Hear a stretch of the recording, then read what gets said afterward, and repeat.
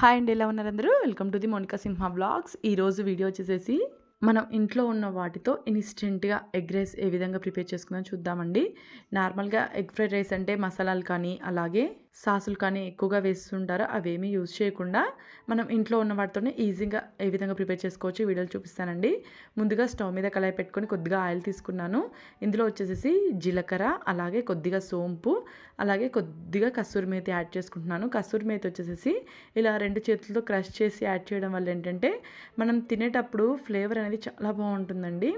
ఒకసారి ట్రై చేయండి. సోంపు అండ్ కస్తూరి మేతి ఫ్లేవర్ చాలా బాగుంటుంది. ఇవి ఫ్రై అయిన తర్వాత నెక్స్ట్ వచ్చేసి ఆనియన్స్ చిన్న చిన్న పీసులుగా కట్ చేసి యాడ్ చేసుకున్నాను. మనకి ఇందులో కావాలనుకుంటే క్యారెట్ కానీ క్యాప్సికమ్ కానీ మనం ఇంట్లో ఏ వెజిటేబుల్స్ ఉంటే అవి యాడ్ చేసేసుకోవచ్చు. కానీ మనం ఇంట్లో ఏవి లేకపోయినా కానీ ఇలా ఈజీగా ప్రిపేర్ చేసేసుకోవచ్చు అండి. ఎగ్ రైస్ వచ్చేసి ఆనియన్స్ లైట్గా ఫ్రై అయిన తర్వాత ఉల్లికాడలు ఉన్నాయి కదా, అవి యాడ్ చేసుకున్నాను అనమాట. ఇవి కూడా మన ఇంట్లో ఉంటే యాడ్ చేసుకోవచ్చు, లేదా ఇగ్నోర్ చేసేయండి. ఉల్లికాడలు ప్రస్తుతం నాకు ఇంట్లో అవైలబుల్గా ఉన్నాయి కాబట్టి యాడ్ చేసుకున్నాను. ఉల్లికాడలు వేసి కొంచెం లైట్గా ఫ్రై చేసిన తర్వాత ఇందులో వచ్చేసేసి ఎగ్ యాడ్ చేసేసుకోవడమే. చాలా ఈజీగా చేసేసుకోవచ్చు. 5 or 6 మినిట్స్లో ప్రిపేర్ అయిపోతుందండి. రైస్ ఉంటే చాలు మనకి. ఇక్కడ నేను వచ్చేసేసి ఒక 3 కోడిగుడ్లు తీసుకున్నాను. ఈ 3 ఎగ్స్ వచ్చేసేసి డైరెక్ట్గా వేసేసుకొని ఒక 2 మినిట్స్ అలానే వదిలేయాలండి, కదిలించకుండా. ఒక 2 మినిట్స్ వదిలేసిన తర్వాత కొంచెం సైడ్ ఎమ్మటి కదుపుతూ ఫ్రై చేసేసుకోవాలన్నమాట. చాలా ఈజీగా అయిపోతుంది. మనం ఇలా కాదు, మనకి పీసులుగా కావాలనుకుంటే సపరేట్ ఆమ్లెట్గా వేసుకొని కూడా చిన్న చిన్న పీసులుగా కట్ చేసి కూడా యాడ్ చేసేసుకోవచ్చు అనమాట.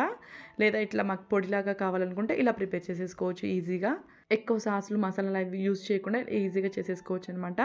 నెక్స్ట్ ఇవి లైట్గా ఫ్రై అవుతున్నప్పుడే కొద్దిగా సాల్ట్ అలాగే కారము యాడ్ చేసేసుకుంటున్నాను. నెక్స్ట్ మనం ఇంట్లో యూజ్ చేసుకుంటాం కదా నార్మల్ మసాలా, ఏ మసాలా ఉంటే అది యాడ్ చేసేసుకోవాలన్నమాట. ఒక 1/2 టేబుల్ స్పూన్ వరకు యాడ్ చేసుకున్నాను. నేను ఇక్కడ వచ్చేసేసి ఇవంతా బాగా ఫ్రై అయ్యేలాగా ఒక 2 మినిట్స్ ఫ్రై చేసేసుకుంటున్నాను. ఇక్కడ వచ్చేసేసి మసాలాలు అంటే ఒకవేళ ఏ మసాలాలు లేవనుకుంటే నార్మల్ జీలకర్ర పొడి అన్నా ఉంటుంది కదండి, అదే యాడ్ చేసుకున్నా సరిపోతుందన్నమాట. ఇలా ఫ్రై కావాలన్నమాట. మరి ఎక్కువ మాడకుండా కొంచెం లైట్గా ఎగ్ అంతా కొంచెం గట్టిగా అయ్యేదాకా ఫ్రై చేసుకోవాలి. మొత్తం ఫ్రై చేసుకున్న తర్వాత రైస్ యాడ్ చేసేసుకొని మొత్తం బాగా కలిసేలాగా కలిపేసేసుకోవాలి.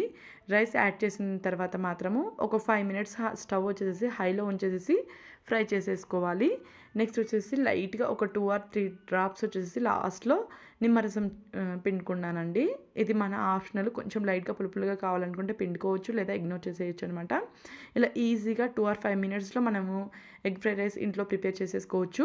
లాస్ట్లో లైట్గా ఉల్లికాడలు అలాగే ఆనియన్ పీసెస్ యాడ్ చేసేసుకున్నాను. ఇలా తినేటప్పుడు చాలా టేస్టీగా ఉంటుంది. ఒకసారి ట్రై చేయడం మాత్రం మర్చిపోవద్దండి. మనం ఎప్పుడు కావాలంటే అప్పుడు 2 మినిట్స్లో ఇలా ప్రిపేర్ చేసేసుకోవచ్చు అనమాట. అలాగే నా తరపున ఒక చిన్న రిక్వెస్ట్, నా వీడియోస్ కానీ నచ్చినట్టయితే లైక్ చేయండి, షేర్ చేయండి, సబ్స్క్రైబ్ చేసుకోండి. Thank you very much watching.